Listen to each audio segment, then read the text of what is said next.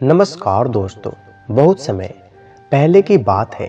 एक बार महात्मा बुद्ध किसी यात्रा से अपने भिक्षुओं के साथ लौट रहे थे। यात्रा से आते वक्त वो एक गांव में ठहर जाते हैं। वो एक नदी के पास रुके हुए थे और वहां पर एक घने वृक्ष के नीचे बैठे हुए थे। सभी लोग ध्यान कर रहे थे। उनके आसपास कोई नहीं था। पूरे में शांति बनी हुई थी। वो ध्यान में उतरे हुए थे। कुछ समय बाद जब वो ध्यान से उठते हैं तो उनके भिक्षु बुद्ध के पास आकर बैठ जाते हैं।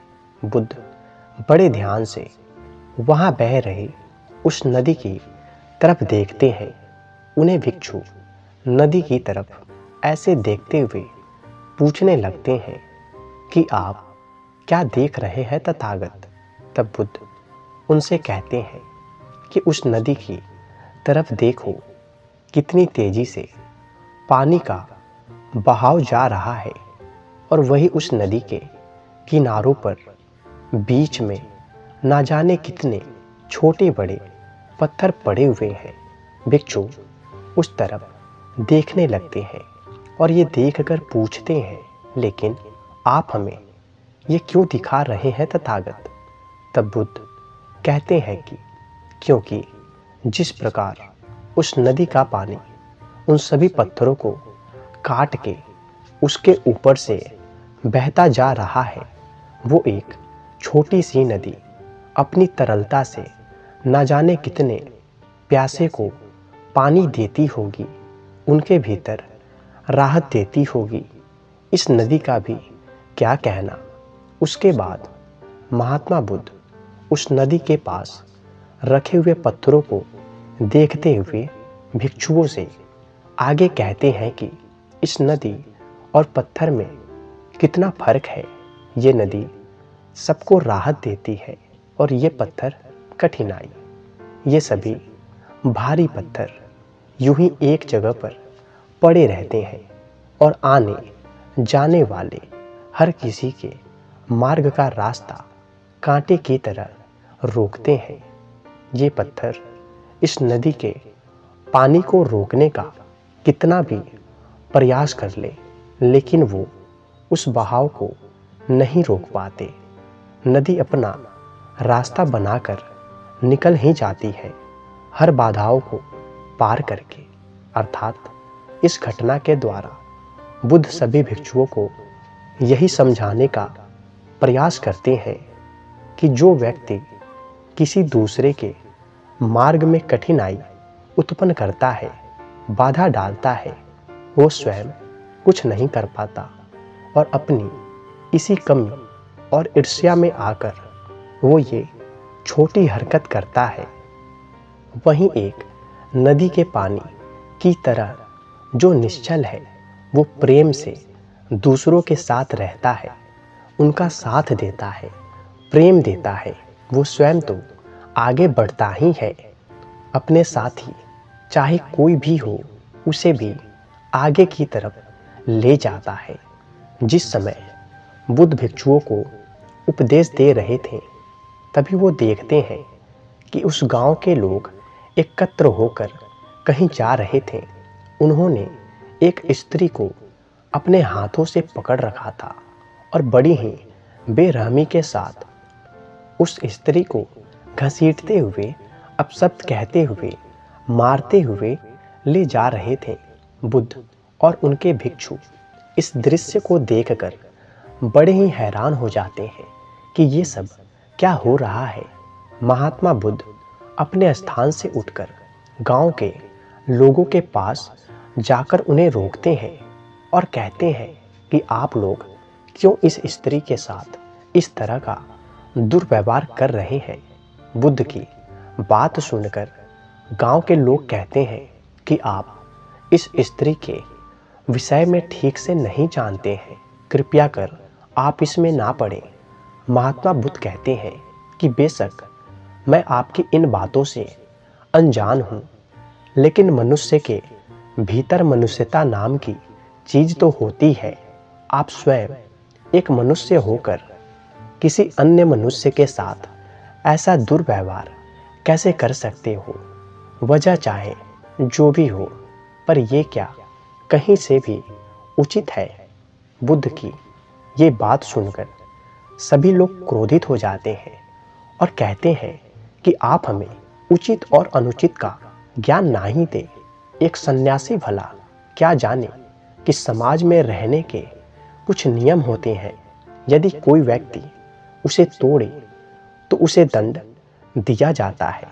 बुद्ध ये सुनकर कहते हैं कि इस स्त्री ने ऐसा क्या किया है जिसके लिए आप उसे दंड दे रहे हैं? तब उस गांव के लोग उनसे कहते हैं कि ये स्त्री एक व्यभिचारी है, अर्थात ऐसे दो व्यक्ति जो बिना विवाह के आपसी मर्जी से शारीरिक संबंध बनाते हैं। गांव के लोग कहते हैं कि ये एक पापी स्त्री है, इसने समाज का नियम तोड़ा है, अब दंड स्वरूप ये सब इसे सहना ही होगा, यही समाज का नियम है। ये सुनकर महात्मा बुद्ध उस स्त्री के तरफ देखने लगते हैं और फिर उसे देखकर कहते हैं कि अवश्य तुम लोगों के मन में जो हो वो तुम लोग अवश्य करो, लेकिन ये सब करने से पहले मेरी सिर्फ एक शर्त है, तुम्हें उसे सुनना ही होगा, तभी तुम ये सब कर सकते हो। वो गांव के लोग बड़े ही कठोर स्वर में कहते हैं कि कैसी शर्त? तब महात्मा बुद्ध उन गांव के लोगों से कहते हैं कि यहाँ इस स्त्री को वही व्यक्ति पत्थर मार सकता है जिसने पूरे जीवन में कभी भी कोई पाप ना किया हो, जिसने कभी व्यभिचार ना किया हो, कोई भी गलत कर्म ना किया हो। क्या आप में से कोई ऐसा व्यक्ति है जिसने व्यभिचार ना किया हो? यदि है तो वही इस स्त्री को पत्थर मारने का अधिकार रखता है। क्या आप में से ऐसा कोई व्यक्ति है जिसके भीतर ऐसा कभी विचार तक ना उठा हो? इतना कहकर बुद्ध चुप हो जाते हैं। बुद्ध की ये बात सुनकर वहाँ पर शांति छा जाती है। कोई व्यक्ति एक शब्द नहीं कहता, सभी मौन हो जाते हैं। बुद्ध पुनः उनसे पूछते हैं कि क्या कोई ऐसा है, लेकिन कोई उत्तर नहीं आता। फिर बुद्ध सभी लोगों से कहते हैं कि किसी दूसरे पर आरोप लगाना सबसे आसान है, लेकिन जब बात स्वयं की हो तब वही व्यक्ति चुप हो जाता है, एक शब्द नहीं कहता। हम स्वयं के प्रति न्याय की उम्मीद रखते हैं, लेकिन वही जब बात किसी और की हो तो सबसे पहले अन्याय करते हैं। बुद्ध कहते हैं कि और ऐसा व्यक्ति इसलिए करता है क्योंकि वो ठीक से दूसरे के विषय में कुछ नहीं जानता, लेकिन बिना सोचे समझे, सत्य जाने बिना उसके प्रति अपनी राय बना लेता है। और यही मनुष्य की सबसे बड़ी गलती है।